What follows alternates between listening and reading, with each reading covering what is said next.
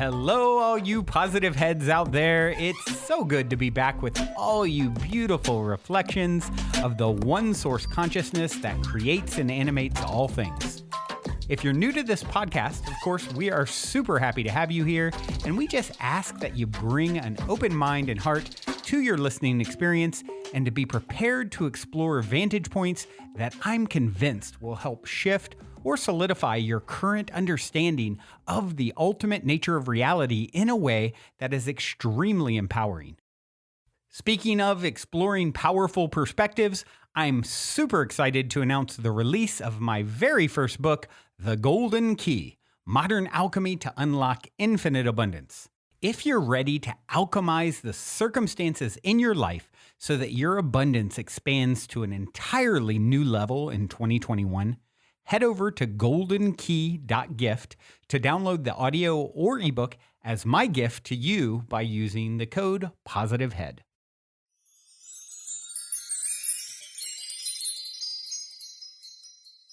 All right, all you positive heads, here we grow again. It is a magical Monday in the studio, and I am thrilled to say I have a little not so little guest, a magnificently marvelous magical guest, Sophia, here with me. It's been a while, Sonya, since you used to always join me on Mondays, every couple months or so. Yeah. And we're doing it again. And thank you for stopping by. I'm so happy to be with you again, Brandon, and all you sweet listeners out there. It's my pleasure. So we decided to bring Sonya by today because there's some exciting news. For those of you who've been listening a long time, know Sonya pretty well, I'm sure. Sonya runs a World Tapping Circle and has inspired, Alexa, who runs Friday shows. Well, not so much anymore. Maybe once every couple months, or she'll do a P-Head Posse show. But started Inner Bloom, and she got into tapping because of you, and a lot of listeners out there I know have found the whole tapping thing, but EFT, because of you in this show. And so it's such a powerful tool. And I know there's new listeners that are also like, what is he talking about? So yeah, maybe you can just, tell a little bit about, what the World Tapping Circle is and what you do and how it can benefit everyone.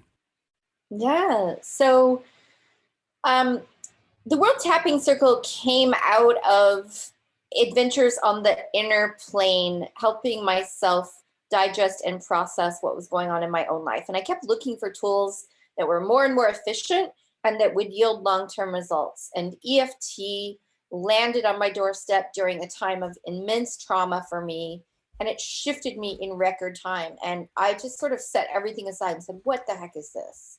Let me experiment on myself with this. It shifted me, 1 to 4 hours of tapping time, and I was a different critter. And I thought it would take me about a year to recover from what was going on in my life. So I started experimenting with it, and it fit in so beautifully with everything else I had learned: yoga, meditation, ecstatic dance, different kinds of medicine ceremonies, sweat lodges, journaling, all kinds of magical rites and rituals, all sorts of deep inner psychology type books that I had read and seminars I had gone to. And I found that at the bottom of all of that stuff, there's this one simple mechanism called love, acceptance, and forgiveness run through the physical body.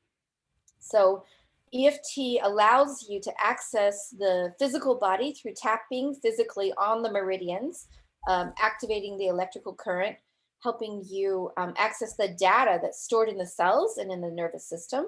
And then it gives you an opportunity to bring acceptance, which is, the whole Zen philosophy is be with it, accept what is, right?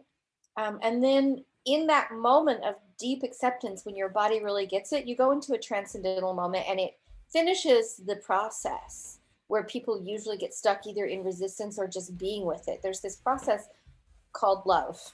And when you bring that love into the mix, it deletes that old material and you get a new part of yourself back. So that's kind of a a long-winded way to say it's a meridian-based self-help technology that you can do with your own two hands. It's free to do. I like to teach people how to do it because we are in a time where we have more incoming information, a lot of it negative, than we know what to do with. So you have to be able to rapidly process what's going on to stay afloat right now. And that's what EFT does. Yeah. What I love about it is it's such a simple technique to, I originally was exposed to it at Burning Man, where Sonya runs workshops, tapping workshops that were like the most popular workshop on the playa at Burning Man. And it's just incredible to see people, tapping and, releasing so much stuff with this simple technique. And of course, you make it look easy, so gracefully leading everyone. And I was just like so intrigued from that moment forward. And that's how we originally connected. And, then you started coming on fairly regularly and doing little mini taps with people. And now I think it's incredible to hear that you have launched a podcast. There's a tap for that. What a perfect name for your podcast. And I know a lot of the listeners who've heard you on here and us just discussing topics and, all your brilliant perspectives above and beyond leading people through these emotional freedom technique, tapping exercises. So congratulations on launching the podcast. Well, thank you, Brandon. You've actually been a huge inspiration for me. I've seen how many lives you've changed with your dedication and your devotion to, putting out 5 episodes a week for, I don't know, what is it, 5, 6, 7 years? We're coming up on 6 years. Yeah, pretty much. Yeah, it's been a long time. And I've been broadcasting the video version of the World Tapping Circle for 7 years. In June, it'll be 7 years. Wow. So I thought, well, why not? I love talking to people, and you make it look easy. Well, it's that's because it is. I know. It's easy when it's it's kind of like anything when it's your wheelhouse or your path in life. It's somewhat easy for you because it's it's where your strength is, right? So it's in your environment, yeah. So I know that your podcast is going to be so well received, and you've put out a couple episodes so far? 2 episodes. It came out a week ago, and I kind of stacked it so people could get 2 episodes right up front. The first one, there's a tap for that, is called Surviving Online Dating. I'm at that new place where in the last year I've been experimenting with online dating, and I've seen the wild ride that it is. And since we've all been in lockdown over the last year, I think everyone who's not already with someone is either encouraged or trying to experiment with dating apps. And there's a lot of emotions that come into play. And I thought I would send out that first episode on helping people navigate that emotionally. And then the second episode is losing ourselves in relationships, because once you get a relationship, then there's that, oh, where's me and where's you, and how do I hold my center, and how do I stay me while I'm with you, and do I have to get rid of you to be me again? And right. That's a big challenge for, I think, almost everyone who's in a relationship faces that challenge to some degree or another. Right. The line can get pretty blurry when you start, cohabitating and sharing all the things.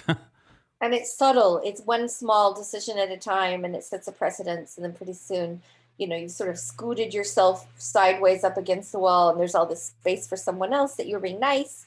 And then my life doesn't really fit me anymore. And then is it really that other person's fault, or did I just weirdly do that to myself? So, we're figuring it out. And tapping is a great emotional reset tool for updating the personality to be more conscious and more loving and less fear-based. Yeah.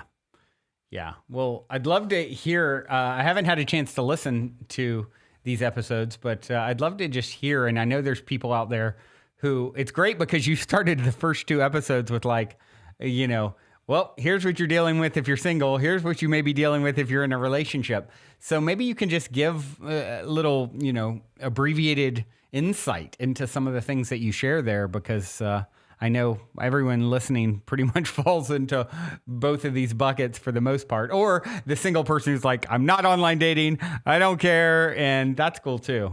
But yeah, maybe you can just share a little insight in what your experience has been. Well, I can speak to all three of those things. I was in the I'm not online dating, I don't care. And then a year went by and I was like, hey, I'm just Mm, hanging out with my cats at my house.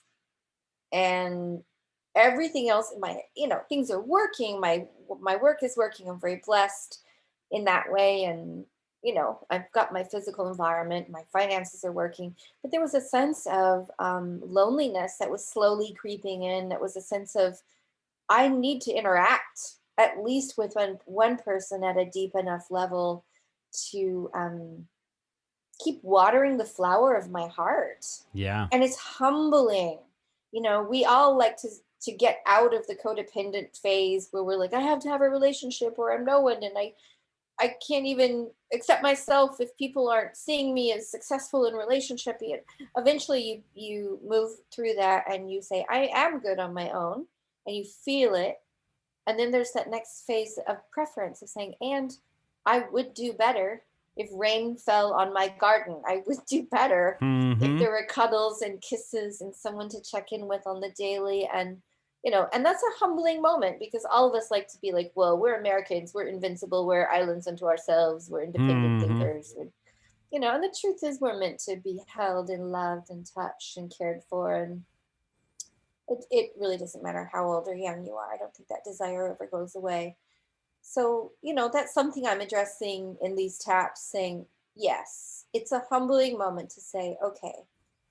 And then there's the next part where it's like, well, how do you describe who a human is in a small paragraph or two?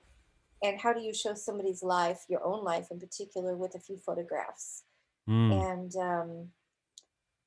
And then there's the, well, what about rejection? And what about, okay, there was somebody, I'm sure they were my soulmate. We texted and then everything stopped. Either they stopped or I stopped. There's that awkward, would you do that in a social situation? Would you talk to someone at a party and then just turn around and walk away and not talk to them the rest of the night? Probably not. Right. That is Yeah. definitely, the whole ghosting thing is just, I don't know. I think it's such a cop out Mhm. to just totally not, stop responding to someone that you have some sort of tie with. I mean, I get it Yeah. if, like, for me, sometimes it's like I get an overwhelming amount of communication and things fall through the crack and it's hard to get back to everyone. That's one thing. But if Mhm. you're like, you know, really connected to someone already, and then all Mhm. of a sudden, like, Boom. yeah, it's Yeah. such a weird thing.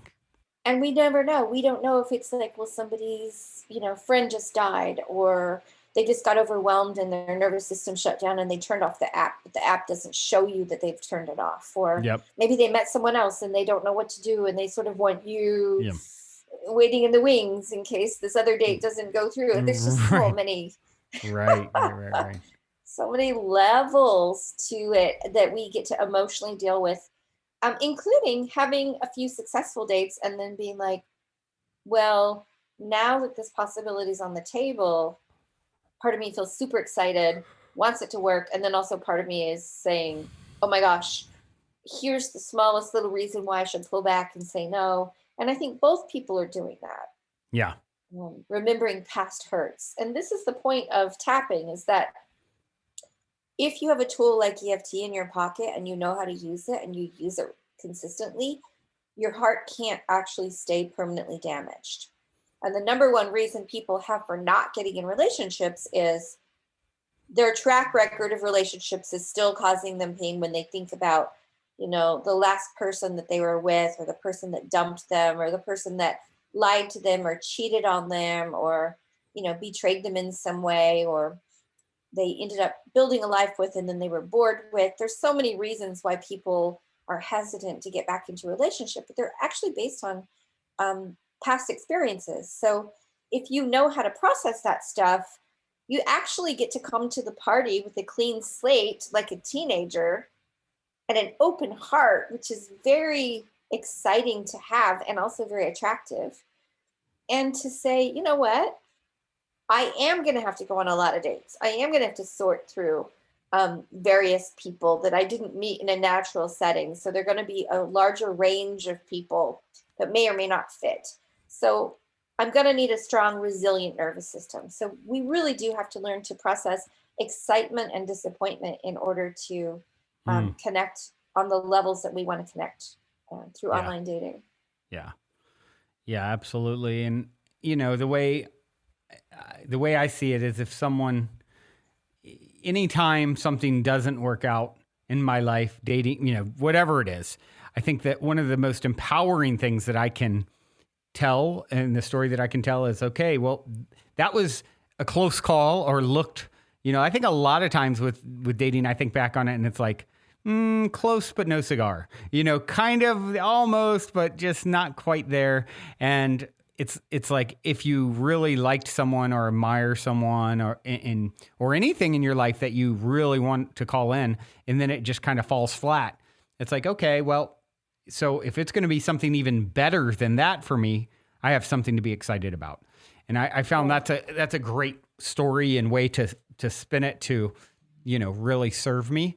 And it's worked pretty well. I mean, not to say I've never experienced the disappointment, but yeah, I just think that's, you know, if you're always looking forward, like, okay, you know, what's for me will work out. And if this isn't, and I thought it was going to be great, then wow, what's going to be behind that? That's even better suited for me. Right. The other thing I want people to be aware of, this is a little trickier part dealing with the subconscious, is, and I know you talk a lot about manifestation and how you bring things into your reality and thoughts sort of, you know, become your reality. Mm-hmm. When we have unprocessed relationship stress and we haven't cleared it, it can often replicate, right? So we can bring that same scenario in again and again. And what I like to help people understand is it might not even be about your ex. It might not even be about anyone you've dated. It might be your parents' relationship that you witnessed and the subconscious conditioning you got from being in their environment and watching and feeling what was going on through the walls and picking it up like a little sponge as a kid and replicating that. So when you get into your subconscious and you start clearing out your subconscious invisible expectations, it actually changes the way things show up in your love life. Mm-hmm. Yeah, that's definitely one. I think there's a lot of people who tend to mirror their parents. You know, I think that's a super, super common thing to happen. Before we continue on with today's episode, I'd like to take a moment to tell you a little bit about my very first book, The Golden Key: Modern Alchemy to Unlock Infinite Abundance. The concept for the book initially came to me in a dream and has been followed by a next level amount of synchronicity, confirming for me that the information in the book is pertinent to get to the world at this moment in our collective evolution. In the book, I share the 8 keys to manifesting abundance that I've personally discovered over 25 years of trial, error, and deep exploration, including one golden key that ultimately ties them all together. I think most of you will agree with me that talk is a bit cheap, especially these days, and results speak the loudest of all. Well, these keys have led me to manifesting incredible results, such as an Inc. fastest growing private company, uncanny health, incredible relationships, and success with this podcast. However, I'm not any more special than you, and anyone can apply this information to achieve incredible results in their own life. I also believe waking up our planet by sharing these keys to abundance is the quickest way to help us to transition our home into the planet of paradise it is destined to become, which is why I'd like to gift the book to you at goldenkey.gift when you use the golden key code POSITIVEHEAD. I would also like to invite you to create your own unique golden key code so you in turn can gift the book to others, as well as invite you to participate in a unique abundance manifestation game with me and the other readers that is outlined in detail at the end of the book and on the website. where readers are also going to share the inspiring results of their abundance manifestation experiments.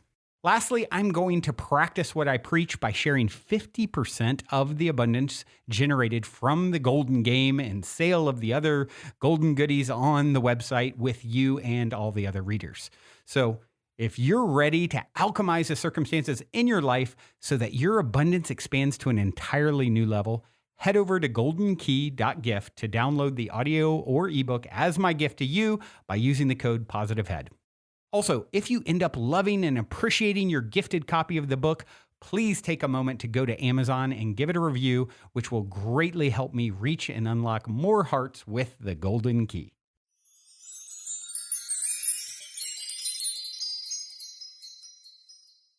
Do you think it's a good time to maybe do a little tap to clear out any of this relationship, whether it's, well, one thing we didn't talk much about is losing yourself in relationships as well, kind of the other side of it.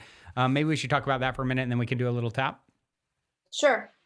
I mentioned it a bit at the beginning, but at first we make concessions. We understand that, somebody needs this and somebody doesn't like that. And, if we don't keep checking back in with, well, what do I like? And is it okay for me, without being angry or aggressive, to reorient my own needs and preferences and keep checking in so that I don't make too many concessions for too many days in a row till it turns into weeks to months to years, till it's like, well, we never listen to my music, we never go to the food that I like, I don't get to see my friends, we're living in your house, you decorated everything, we're always going to your family. There's a sense, especially with women, but sometimes with men too, where we end up wanting a relationship so much that we give up our own needs and desires and preferences, or we're just too afraid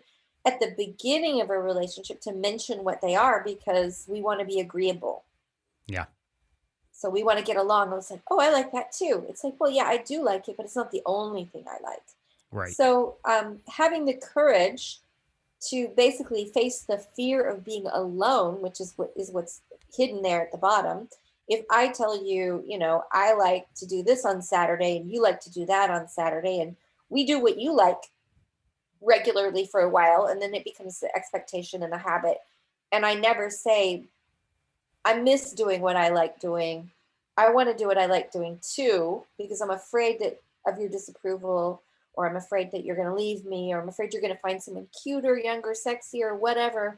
Eventually I stop existing in my own life, and then you're left with this facade, and then it feels hollow and weird, and then we don't know why we're not in love. So right. The person that you were attracted to is the person that was centered in their own life. Yeah. Yeah. And there's a way to negotiate for our needs without giving up our centers, and that actually keeps the polarity and the excitement and the draw and the attraction going. Yeah, absolutely. I think so many people settle in relationships, and it's understandable. It's so easy to get there.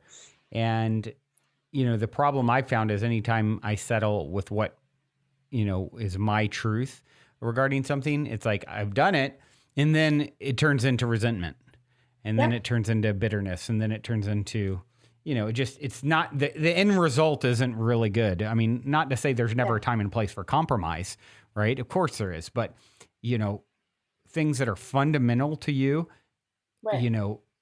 I found like spirituality. I found by sticking to it, it's like a lot of people tell the story, well, this is how it is, I just need to settle on this. And it's like, I've never told that story, and it's served me really well. It's like, okay, I believe the universe can send me something that is a very good match for where I'm at. And where there is a rub or an issue, it's just because that's an opportunity for growth for us both.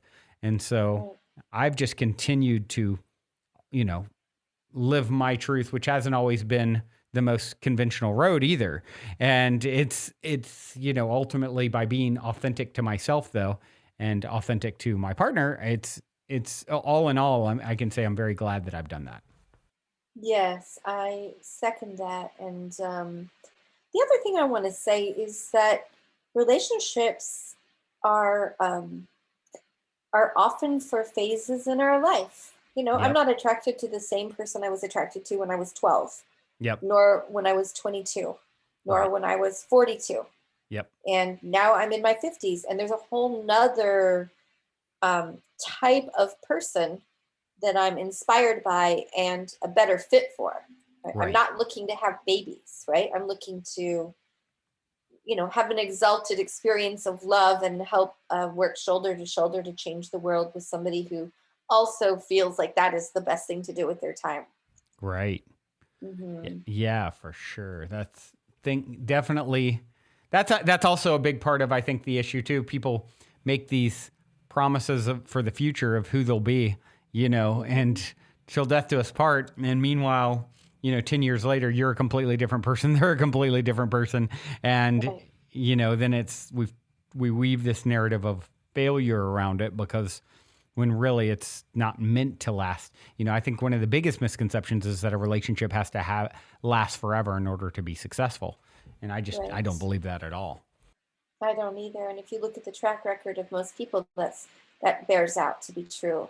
Right. And having said that, having the tenacity to work through triggers and work through challenges is actually what helps us evolve. And until somebody comes into your life and says, "Hey, I'm going to be here for you," the chance to love and grow doesn't have anything to hold that container. So it's a bit of both to know how to hold space and how to grow and work through and get closer, and then also how to say thank you. You've been a huge teacher for me. I love you, and I release you, and we both go on to the next thing that is maybe in two different directions. Right. Right.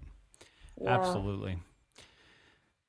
Yeah, I love a lot of what I'm seeing, even in the transformational community, is sort of this conscious uncoupling, where Hmm. they're sort of in this very respectable way, sort of announce on social media, okay, we've been together forever, and now it's time for us to grow separately, and I release this person with love. And I just always, when I see it done tactfully, as opposed to the other end of the spectrum, we've also seen the slanderous post about someone, which maybe is a little more entertaining.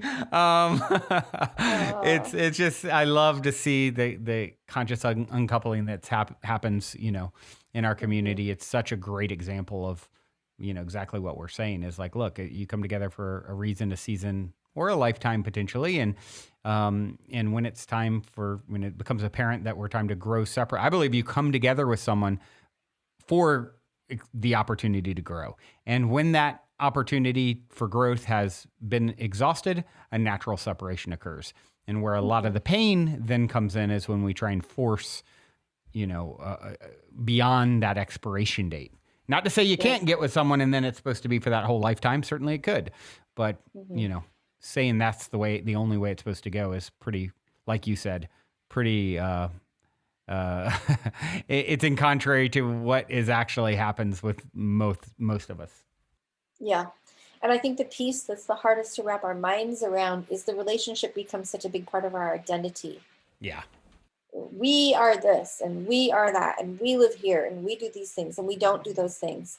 And when we start to re-individuate or we grow out of that relationship, even if it's done gently, there's this huge sense of who am I now? Yeah.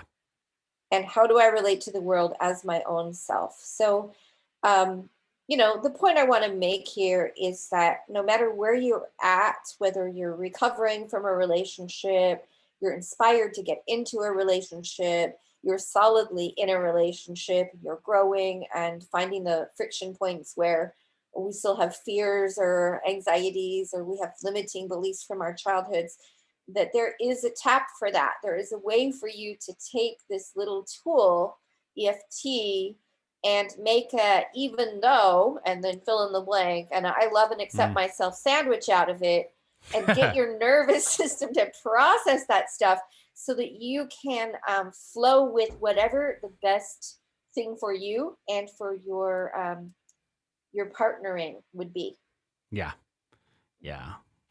Well, with that being said, why don't we find a tap for this, a tap for this and that, if you're up for it. Just a mini sample of what you do each week on the World Tapping Circle, and of course, those who are interested in more afterwards, you can share how they can get involved and everything. Sure. Thank you, Brandon. Well, now that we've definitely stirred the bucket up for everybody, I'd like to let y'all who are listening have an experience of what it feels like to process relationship oriented material with EFT, emotional freedom technique. So it's going to be a little bit like square dancing. I'm going to call out the points. I'm going to be tapping on me. You're going to be tapping on you.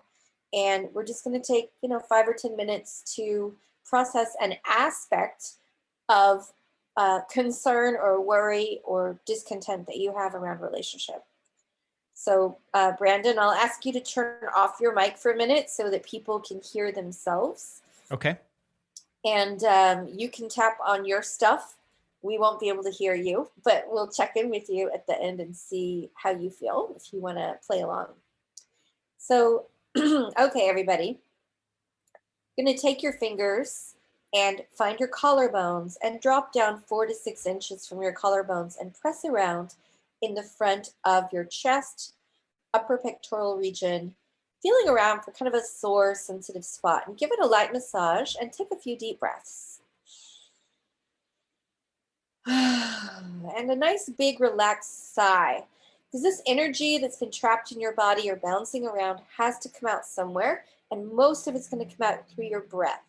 Now, having said that, EFT might create off-gassing stress from your nervous system in a variety of ways, and I'm just going to run through real quick what that is. Yawning, laughing, burping, crying, tingling, sudden realizations, feeling like the room shifted temperature. Maybe you feel super sleepy for a second or super energized. Whatever's happening, your body is releasing. So just trust the process and tap along with me, remembering to change these words to more perfectly fit your own situation. And if you need to have more tapping time, I'll talk to you at the end about how you can do more. So massaging this spot in the front of your chest, big deep breath, and sigh. Repeat after me, even though there's a part of me that gets overwhelmed with, and then say what you get overwhelmed with in terms of dating or relationships. Maybe you get overwhelmed with loneliness, or maybe you get overwhelmed with your partner's issues. It doesn't matter. Fill in the blank. Part of me gets overwhelmed with, and say what that is for you. Take a big deep breath. Now tap the eyebrows, right where your eyebrows begin, closest to the middle of your forehead, the beginning of your eyebrows, tapping gently with 1 or 2 hands and tuning into that part of you that gets overwhelmed.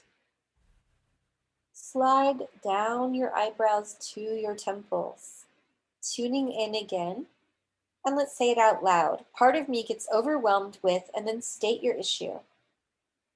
And breathe.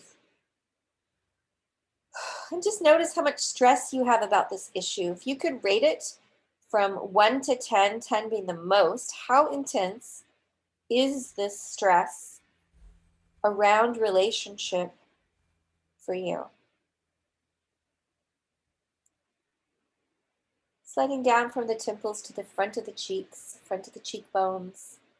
Big deep breath, tapping on the front of the cheekbones. And repeat after me. I'm open to loving and accepting myself, tapping under the nose.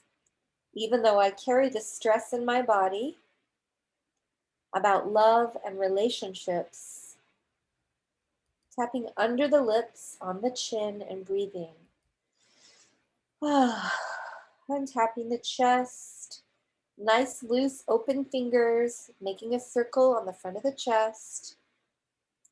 I give myself permission to begin to look at this and see what's happening.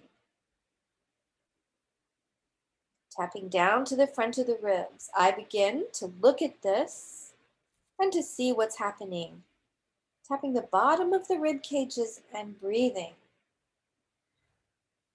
And tapping the side of the rib cage, nipple height, side seam of the body. You can cross your arms like you're hugging yourself and tap on either side of the rib cage if you want, or you can use the back of the knuckles like a monkey. Tap the side seam of the body, tuning into the specific thing that drives you crazy about love and relationships. What is it? Is it this overwhelming desire to speed things up so that you can have sex?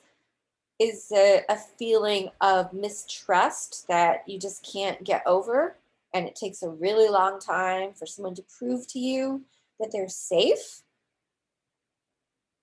A big deep breath. Now you're going to flip one hand towards the sky, looking down at the inside of the wrist, tapping along the inside of the wrist with the other hand on the wrist bone. Repeat after me. I love and accept myself, even if I continue to hold on to the stress, fear, or anxiety about love and relationships. Big deep breath and sigh. Tap the side of the thumb.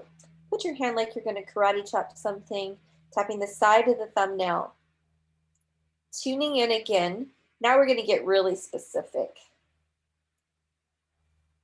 And say specifically, what is the hardest thing for you? Is it choosing the right person? Is it opening your heart? Is it keeping your center with your heart open, keeping your heart in your chest instead of giving it away? Tap the index finger, and we're just going to say out loud, remembering that you can rewind this podcast and use this tap again and again, and that this is not the last tap on earth. There are so many. We're just going to process this one little aspect. Repeat after me. Even though a part of me is terrified of what? What is the hardest part for you? Big deep breath. Tap the middle finger. I think it started, and then say out loud, when did you think this problem started for you? What's the earliest memory you have of feeling this way? Maybe it was the first relationship you were ever in. Maybe it was watching your mom and dad. Big deep breath, thinking about when this started for reals. Tapping the bottom of the fourth finger.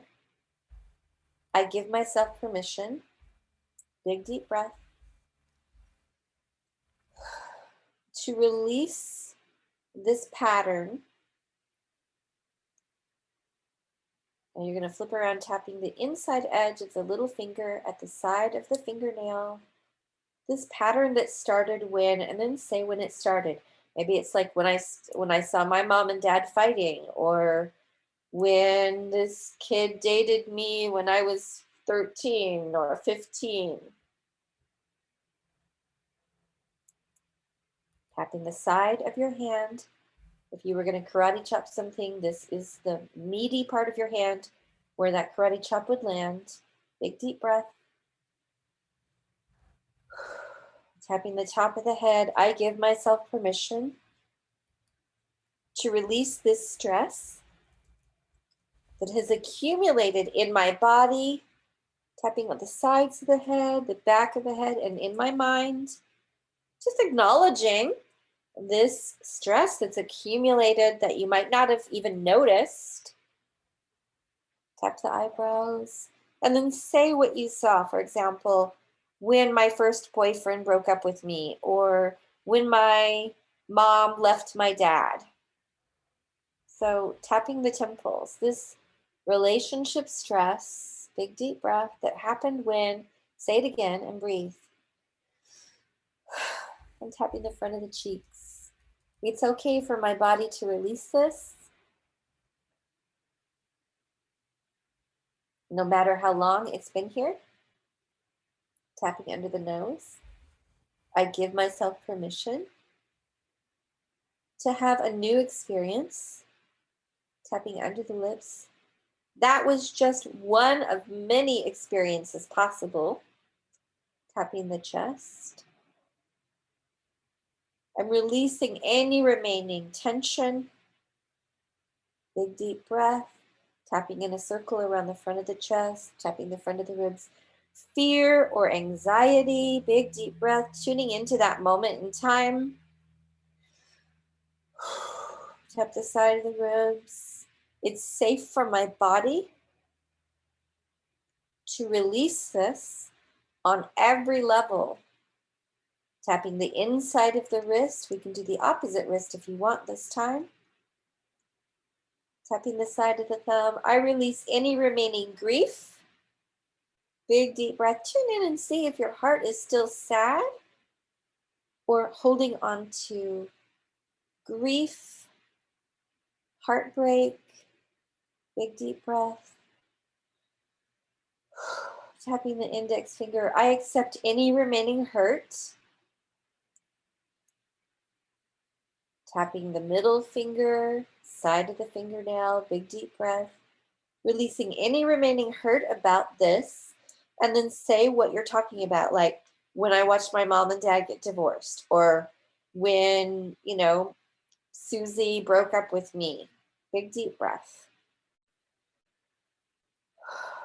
And tap the bottom of the fourth finger. It's safe to release any sadness, guilt, or shame. Tuning in again, see if there's any part of you that blames yourself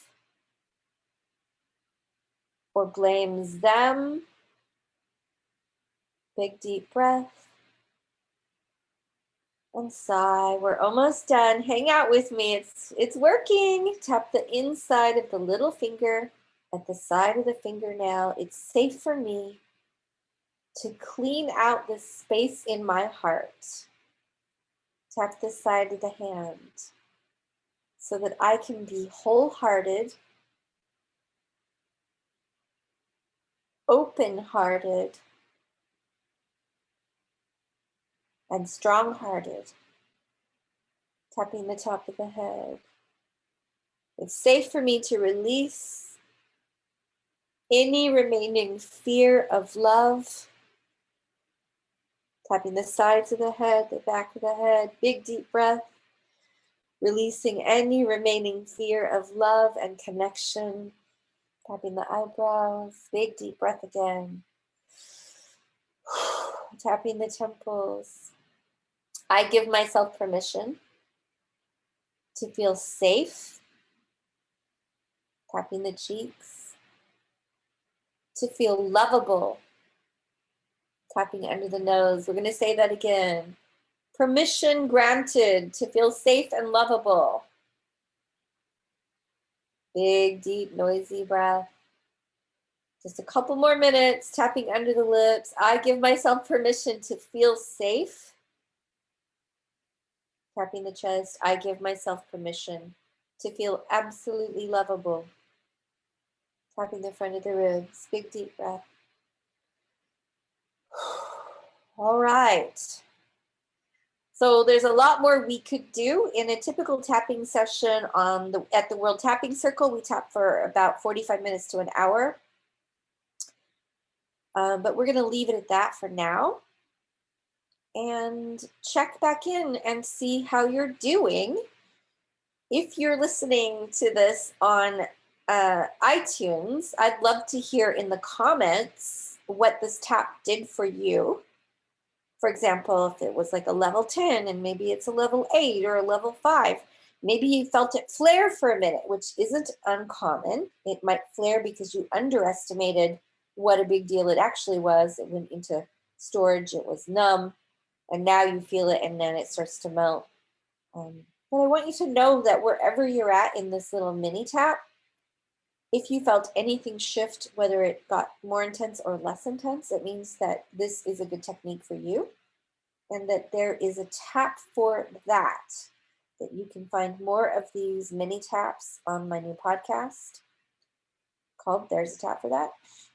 And you can always come to the World Tapping Circle, which happens every Monday at 8 p.m. Central, 6 p.m. Eastern, and 8 p.m. Central, 9 p.m. Eastern, 6 p.m. Pacific. So, Brandon, I hear you. What was that like for you?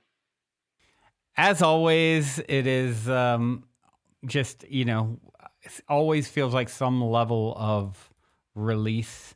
And it's such a, yeah, I don't know. It's just such a simple and positive thing to do. I always have those moments of just feeling,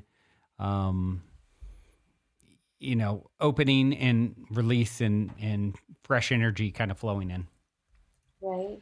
Yeah, it's definitely, for me, it feels like taking a shower on the inside. Yeah, I like that. I like that. Well, and you're so good at leading them, and it's just, yeah, I so appreciate the work that you've been so consistent doing. Wow, 7 years on the on the circuit, and you were even doing it before that, right? I mean, that's just when you started the World Tapping Circle. Right, that's just the digital version. So I did it live wherever I was living for 7 years before that. And then, of course, I've been leading at EFT at Burning Man for over 10 years and attending for 20. So it's been a lot of commitment to this, mostly because I just see it's such a fast tool for liberation.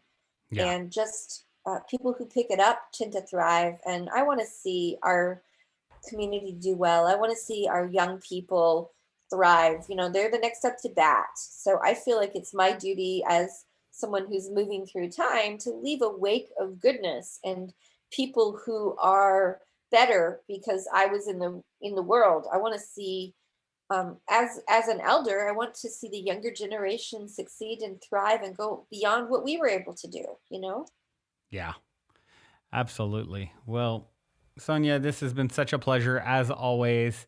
And, I normally, whenever I have someone on like this, I ask them if they have a song that they would like to share at the end. And I forgot to do that.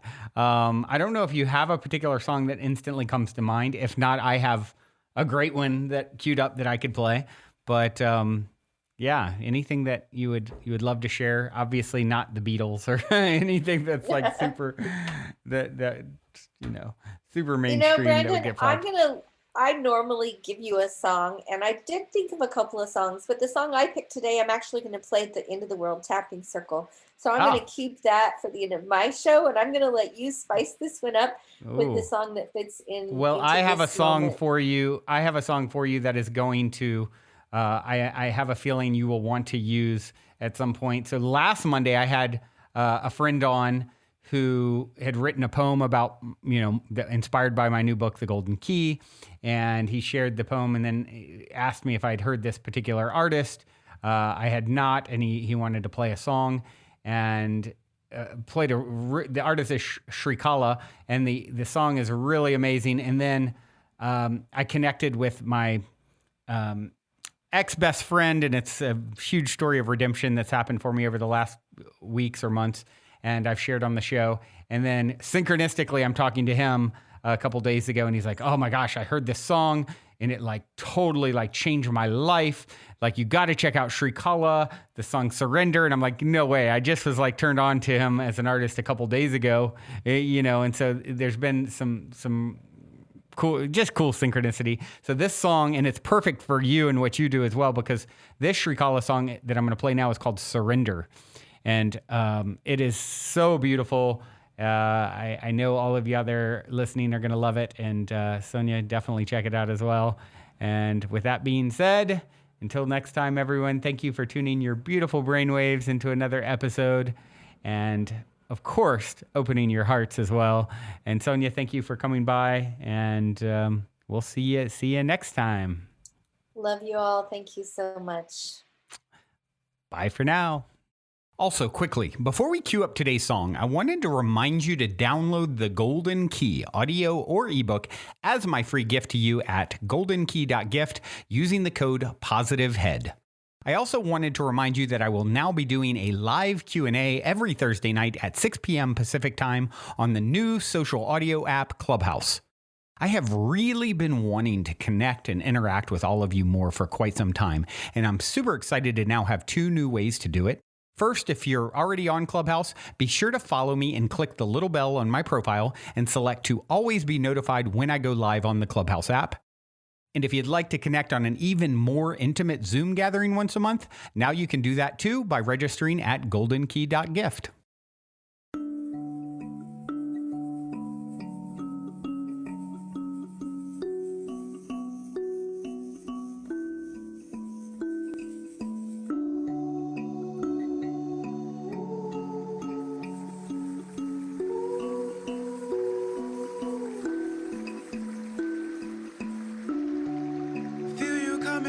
Soften what wants to fight. I'm falling into you, knowing you'll hold me tight. You don't have to move, oh please stay overnight. The sun replaced the moon and welcome the morning light. Surrender. Come as you are. Surrender. Come as you are.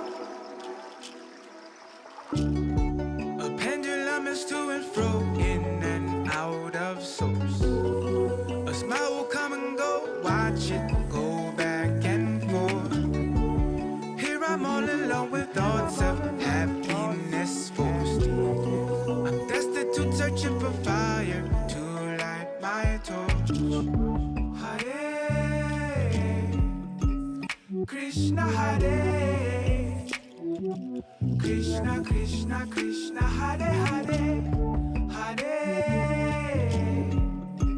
Rama, Hare Rama, Rama, Rama, Hare Hare, Hare Krishna, Hare Krishna, Krishna, Krishna, Hare Hare, Hare Rama, Hare Rama, Rama, Rama, Hare Hare. Surrender. Come as you are. Surrender. Come as you are.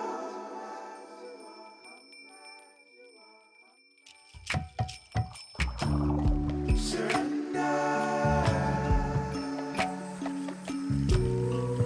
Come as you are. Surrender.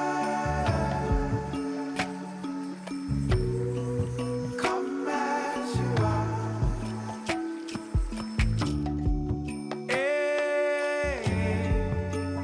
Will you take all of me?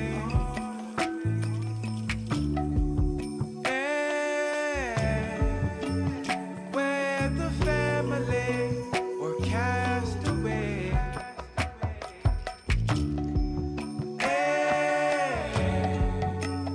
Will you take all of me?